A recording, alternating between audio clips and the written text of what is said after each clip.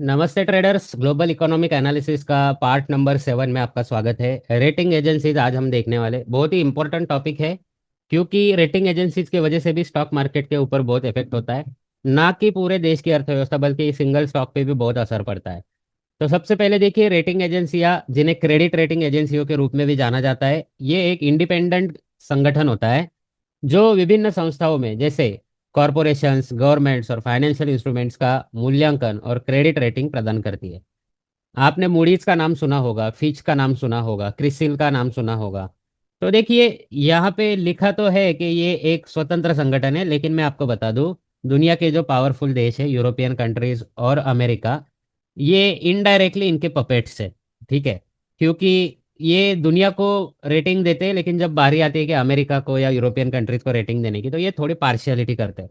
और ये बात इंडियन गवर्नमेंट के समझ में आ गई थी, इसलिए आगे जाके इंडियन गवर्नमेंट ने हमारी खुद की रेटिंग एजेंसी बनाई। उसके बारे में भी अपन बात करेंगे।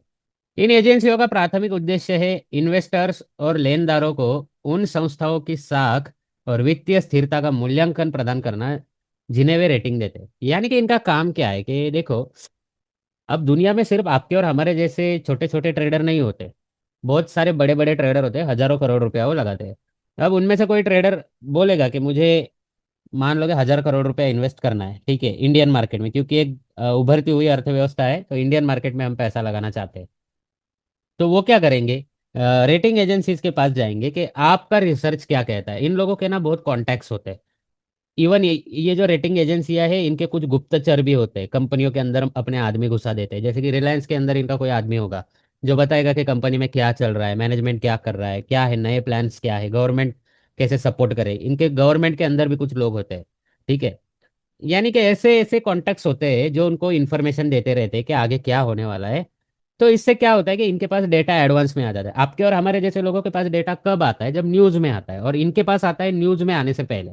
तो इनका मेन उद्देश्य क्या है कि अपने सोर्सेस के हिसाब से और कंपनियों के रिपोर्ट्स देख के ये लोग एनालिसिस करते हैं कि कौन सी कंपनी अच्छा कर रही है, कौन सी कंपनी बुरा कर रही है, कौन सी कंपनी बहुत अच्छा कर रही है, कौन सी कंपनी कम अच्छा कर रही है। तो उस हिसाब से वो रेटिंग देते हैं, ए हो गया, बी हो गया, ए प्लस हो गया, ए प्लस प्लस हो गया, पॉजिटिव, निगेटिव, अलग अलग इनके ग्रेड्स होते हैं। तो अब वो जो 1,000 करोड़ इन्वेस्ट करने वाला ट्रेडर है, वो पूछेगा कि भाई रिलायंस के अंदर इन्वेस्ट करना चाहता हूँ, आपका रिपोर्ट क्या कहता है। तो रेटिंग एजेंसियां बताएगी कि भाई अभी रिलायंस वॉर की वजह से बहुत गिर गया है, अब वॉर खत्म होने को आया है। कंपनी ने दुनिया आज के इतिहास का सबसे बड़ा ईयर ऑन ईयर प्रॉफिट दिखाया है। 2026 में लगभग 90,000 करोड़ का प्रॉफिट 2025-26 में इनको हुआ है।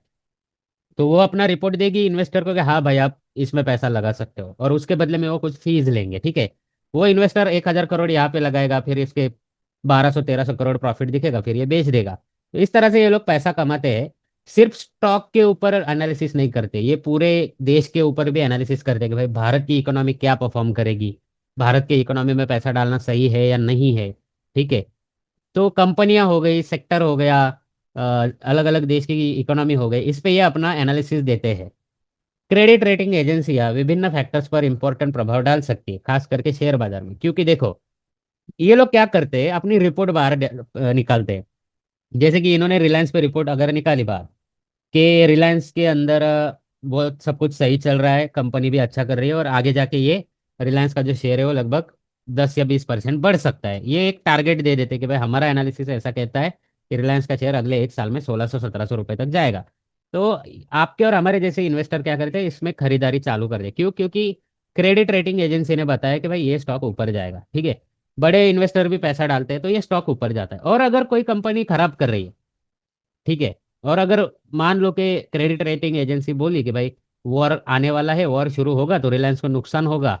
ठीक है, क्योंकि उनका जो जेट फ्यूल एक्सपोर्ट का जो बिजनेस है उसमें थोड़ा सा उनको इंटरप्शन आ सकता है, क्योंकि मिडल ईस्ट में वॉर चालू होगा तो वहाँ पे हॉर्मुज ट्रेड बंद होगा और जहाज़ों का आना जाना बंद हो जाएगा, तो यूरोप तक ये माल पहुंचाएंगे कैसे।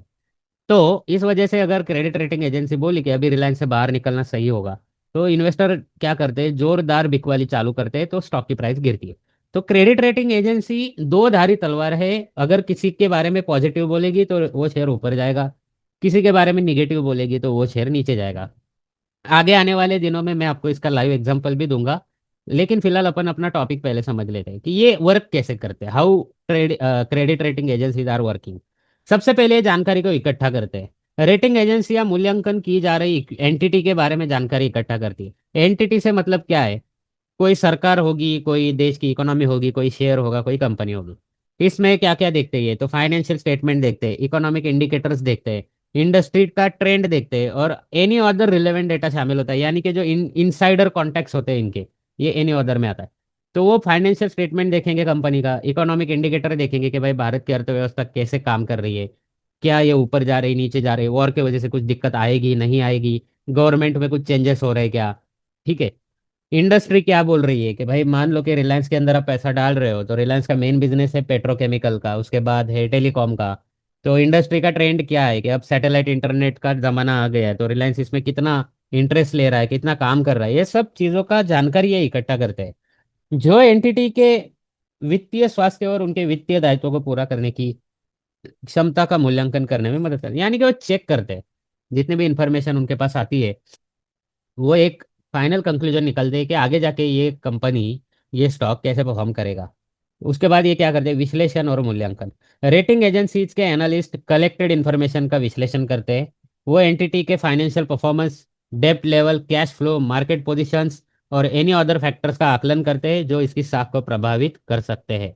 विश्लेषण micro economic factors and industry specific condition स्थितियों पर भी विचार करता है। पहले तो देखो, इनके जो एनालिस्ट होते हैं ना, वो कोई एरे गेरे नहीं होते। दुनिया के बेस्ट से बेस्ट कॉलेज से टॉपर, दुनिया के बेस्ट से बेस्ट फाइनेंशियल संस्थाओं में काम करके रिटायर हो चुके हैं ऐसे लोग, यानी कि बेस्ट दिमाग वाले लोग वहां पे बैठे होते हैं। ये लोग कंपनी की फाइनेंशियल परफॉर्मेंस देखते हैं, कर्जे का लेवल देखते हैं, कैश फ्लो कैसा है। अभी देखो, हमने फंडामेंटल एनालिसिस में ये सब सीखा है कि फाइनेंशियल स्टेटमेंट क्या होता है, सेल्स, रेवेन्यू, उसके बाद नेट प्रॉफिट वगैरह। डेप्ट कम हो रहा है, कर्जा कम हो रहा है, बढ़ रहा है, कैश फ्लो पॉजिटिव है, नेगेटिव है, मार्केट की पोजीशन क्या है, दुनिया में क्या चल रहा है, और इनसाइडर खबरें क्या आ रही है। इन सब का ये एनालिसिस करते हैं एकदम बारीक लेवल पे, एकदम बारीक लेवल पे घुस पे एनालिसिस करते हैं, और फिर क्या करते हैं? एक मीटिंग करते हैं। किससे मीटिंग करते हैं? मैनेजमेंट के साथ मीटिंग करते हैं। विश्लेषक अक्सर समीक्षाधीन एंटिटी की मैनेजमेंट टीम से मिलते हैं। यानी कि अगर वो रिलायंस के ऊपर अपना रिपोर्ट जारी कर रहे हैं, तो वो रिलायंस के मैनेजमेंट से मिलेंगे। ऐसा नहीं कि उनको मिलके मिले बिना डायरेक्ट रिपोर्ट पोस्ट किया। उनको मिलेंगे और क्या करेंगे? ये बैठके प्रश्न पूछने, वित्तीय डेटा पर स्पष्टीकरण मांगने और एंटिटी की strategic plans and risk management practices में अंतर्दृष्टि प्राप्त करने का अवसर प्रदान करती है। ये क्या करेंगे? रिलायंस के मैनेजमेंट से मिलेंगे। उनको जो क्वेश्चंस होंगे कि भाई आपने ये लिखा है, हमें समझ में नहीं आया, थोड़ा समझा दो, तो ये प्रश्न पूछेंगे। जो भी डेटा रिलायंस ने इनको सौंपा होगा, उनको अगर कुछ डाउट होगा तो वो स्पष्टीकरण मांगेंगे। साथ ही ये भी पूछेंगे कि आपके आगे के प्लान क्या है। एलॉन मस्क का जो सैटेलाइट इंटरनेट है, या फिर एयरटेल का जो वन वेब का पार्टनरशिप है, तो आप क्या कर रहे हैं इंडिया के अंदर सैटेलाइट इंटरनेट के लिए? आप क्या कर रहे हैं? आपका जियो का बिजनेस और कैसे बढ़ा सकते हैं? पेट्रोकेमिकल का बिजनेस कैसे बढ़ा रहे हैं? रिटेल का बिजनेस कैसे बढ़ा रहे हैं? अभी आपने 90,000 करोड़ रुपया एक साल का रेवेन्यू दिखाया है, प्रॉफिट दिखाया है, आगे आपके क्या प्लान है, ये सब पूछते हैं इनके जो एनालिस्ट होते हैं वो। उसके बाद क्रेडिट रेटिंग समिति बनाई जाती है, उनके अंडर ही अंदर एक कमेटी बनती है। विश्लेषण के बाद फाइंडिंग्स को रेटिंग एजेंसी के भीतर एक क्रेडिट रेटिंग समिति को प्रस्तुत किया जाता है। अनुभवी पेशेवरों से बनी ये समिति विश्लेषण की समीक्षा करती है और सामूहिक रूप से क्रेडिट रेटिंग पर निर्णय लेती है। यानी कि उनकी टीम इंडिया में आएगी, रिलायंस वालों से मिलेगी, गवर्नमेंट के कुछ लोगों से मिलेगी, फिर पूरा डेटा जहाँ पे उनका ऑफिस होगा, लंदन में या न्यूयॉर्क में, जहाँ भी होगा, वहाँ पे जाके उनके जो बॉसेस होंगे, जो उस क्रेडिट रेटिंग एजेंसीज के जो टॉप का जो मैनेजमेंट होगा, उनके सामने रखेंगे। और बताएंगे कि हमें ये लग रहा है कि इस तरह से इनको रेटिंग देना चाहिए। फिर वो लोग डिस्कस करेंगे और रेटिंग को सौंप देते हैं, डिस्क्लोज करते हैं। कैसे? समिति के मूल्यांकन के आधार पर क्रेडिट रेटिंग दी जाती है। रेटिंग एंटिटी द्वारा अपने वित्तीय दायित्वों को पूरा करने की संभावना पर एजेंसियों की राय अब दर्शाती है। आमतौर पर उपयोग की जाने वाली रेटिंग श्रेणियों में ट्रिपल ए यानी कि उच्चतम क्रेडिट गुणवत्ता से लेके डी यानी कि डिफॉल्ट तक शामिल होता है। ठीक है, यानी कि अब उन्होंने मीटिंग कर दी, फिर उन्होंने क्या किया? अपना जो रेटिंग है वो डिस्क्लोज कर दिया, सार्वजनिक कर दिया। और फिर ये जो रेटिंग होती है, या तो ट्रिपल ए में होगी, या ट्रिपल बी में होगी, या डी यानी डिफॉल्ट में भी हो सकती है। ट्रिपल ए सबसे अच्छा होता है, डी सबसे बुरा होता है। ये क्या करते हैं? रेटिंग देते हैं। तो ये पूरा प्रोसेस है, इसलिए लोग क्रेडिट रेटिंग एजेंसीज के डेटा पे भरोसा करते हैं। ठीक है। निरंतर निगरानी भी ये लोग करते हैं। अभी देखो, क्रेडिट रेटिंग एक बार दी यानी कि वो फाइनल होती है ऐसा नहीं है, वो स्थिर नहीं होती। बदलती economic conditions, financial performance and other relevant factors के आधार पर परिवर्तन के अधीन है। रेटिंग एजेंसियां उन संस्थाओं की लगातार निगरानी करती है जिन्हें वो रेटिंग देते हैं, और आवश्यकता अनुसार रेटिंग को अपडेट भी करते हैं। मान लो रिलायंस को इन्होंने क्या किया कि ट्रिपल ए का रेटिंग दिया क्योंकि सब कुछ अच्छा था, बट कल जाके कुछ और दिक्कत आती है और परफॉर्मेंस डाउन आता है, तो वो डाउनग्रेड भी कर सकते हैं रेटिंग को। या फिर कोई ऐसी कंपनी है जो पहले बुरा परफॉर्म कर रही थी लेकिन अब वो अच्छा परफॉर्म कर रही है, तो ये लोग उसको मॉनिटर करते रहते हैं और फिर इनकी रेटिंग बढ़ाते हैं। जब भी रेटिंग अपग्रेड करने की न्यूज़ आएगी उस स्टॉक में आपको हलचल देखने को मिलेगी। अगर रेटिंग बढ़ाई है तो स्टॉक ऊपर जाएगा, रेटिंग गिराई होगी तो स्टॉक नीचे जाएगा। तो ये सब डेटा आपको धन के ऐप के अंदर मिलता है, ठीक है। धन के अंदर आपको सी ए नाम का एक फोल्डर मिलेगा, उस सी ए के अंदर करंट अफेयर्स आता है। कौन सी एजेंसी किस स्टॉक को क्या बता रही है, ये सब चीजें रियल टाइम में धन के अंदर आपको देखने को मिलते हैं। सार्वजनिक सूचनाएं देखो, एक बार क्रेडिट रेटिंग निर्णय हो जाने के बाद इसको सार्वजनिक किया जाता है। रेटिंग एजेंसियां निर्धारित रेटिंग के पीछे के तर्क को समझाते हुए रिपोर्ट जारी करती है। ये जानकारी इन्वेस्टर और रेगुलेटर्स और जनता के लिए उपलब्ध की जाती है। यानी कि ये एक बार रेटिंग अपने वेबसाइट पे पब्लिश करके करते हैं तो उसके पीछे के रीजन भी बताती है कि हमने इसको अच्छी रेटिंग दी है तो क्यों अच्छी रेटिंग दी है, ये भी समझाते हैं। और निवेशक या जो रेगुलेटरी होती है, सेबी हो गया, एनएससी बीएससी हो गया, या आपके जैसे हमारे जैसे लोग हो गए, इनको पूरी तरह से उपलब्ध किया जाता है ताकि वो लोग भी ये जानकारी पढ़ सके, वेरीफाई कर सके। सोर्सेज भी यहाँ पे बताए जाते हैं।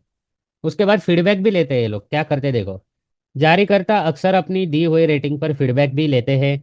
यदि एंटिटी की परिस्थितियों में भौतिक परिवर्तन होते हैं या यदि जारीकर्ता को लगता है कि रेटिंग अनुचित है, तो वे अपना मामला प्रस्तुत करने के लिए रेटिंग एजेंसी के साथ बातचीत में शामिल हो सकते हैं।